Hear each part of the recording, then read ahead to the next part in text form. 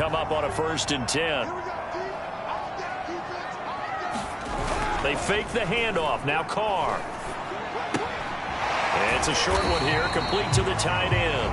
And he gets it down a yard or two shy of the 30 before he's out of bounds.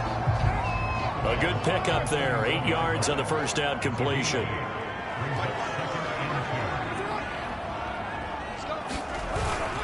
It's a 2nd down run with Sanders. And he'll be brought down at the 27-yard line. 2nd and 2 is prime time for a little bit of a gamble, isn't it? Open up the playbook, go play action, toss that bad boy deep. But in this situation, go ahead and give it to your back. Let him pick up a 1st down. Keep the sticks moving. A gain of 6 there on 1st. And, Charles, you wonder about this defense coming in. I mean, look, it's no secret they're playing a team that's down on its luck right now. Losers of 5 straight. How does that change how you prepare for a game? Well, to me, the first thought is you just get after them early, right? Take away any chance of them building any confidence. But the second thing is you prepare a little bit differently. You've got to expect this team to take chances, go for it on 3rd and 4th downs, run a lot of trick plays, anything to try and break their losing streak. So you must stay alert and stay aware. Carr's throw complete to Roger. And hit behind the line. He lost the football. It's loose. And the defense not able to get it. From a defensive perspective, what's that moment like when you realize the ball is loose? It is a moment where all concentration goes right to the football. This is he tries to force it in, and it's intercepted. Picked off at the 16. And the 49ers are going to get the football here as they force the INT on the game's opening drive. Remember, Charles, this is the #1 defense in the NFL, and they prove their mettle here, forcing the turnover on the opening possession. And sometimes when you play a team that has that reputation, it's earned it by their play. The psychology is, okay, they're #1. They have to prove it to us, and they tried to attack. They found out that that ranking was real. And if history is any indication, when this defense gets off to a good start, look out. Yeah, their offense plays off of them awfully well, too. Following the pickup of 4, here's 2nd and 6. Now a handoff looking right. And brought down, but not before reaching the 45-yard line. He was well over 100 yards last week. He told us this week, a little ambitious, said he wants to hit that 200 mark. We'll see. Makes sense, though, doesn't it?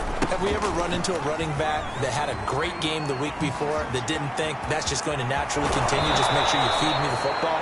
And that's what they're all about. Continuity, rhythm, number of carries. Just keep giving it to him. 43 yards rushing for him now on just his first 3 carries. So from Philadelphia territory now, here's a 1st and 10 as they're down to the 29-yard line. And down inside the 15, shy of the 10. Quite the opening drive march they're on right now. It looks a lot like what we saw in practice prior to the game, doesn't it? You know, because on that last big practice beforehand, you go through your offensive script. You go through your play calling. You go through all the stuff and establish things. And it looks like it's going like clockwork right now for them. We're scoreless after 1. The 49ers with the football here to begin the 2nd quarter, as they're looking at a 2nd down and 9 to go. Now they try the right side here. And he'll get about 4 there as he takes it from the 10 down to the 6. He's hit pay dirt a lot this year, but not that time. Yeah, I'm tracking right there with you. You're exactly right. He's found the end zone plenty of times. No way I can find any fault with the call. He may not have... And across the chalk, into the end zone. It's a 49er touchdown.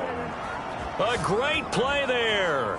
His 9th touchdown of the season, as his guys are on the board first here tonight.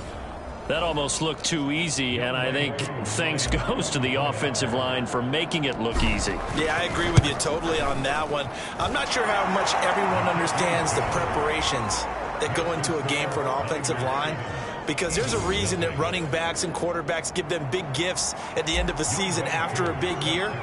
The consistency and the continuity it takes to know each other and execute their blocks is pretty impressive. And this will be a touchback as that sails over the end line. So back onto the field, here come the Eagles for their second drive. And there are parts of their last drive they'd like to emulate. And, of course, they'd like to forget the inning, the interception. But they did put together, Charles, a nice sustained drive to get him down the field. Yeah, and unfortunately for them, the only thing that matters is part two, right? Because once they threw the interception and finished off the drive, that does them no good to go back and say, well, you know what, a good one going. Finish things off. That's the only way you can get it done. Ball up to the 35 now as they come up on 1st and 10. Carr. He's got his target. That's Zach Pascal. And he slips up past the 45 before being tackled.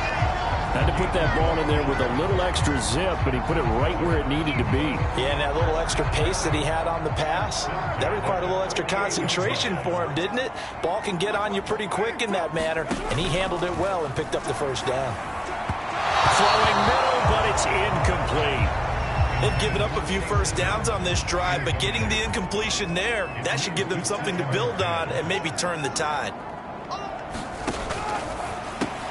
Open man has got it, the tight end. And this will move the chain.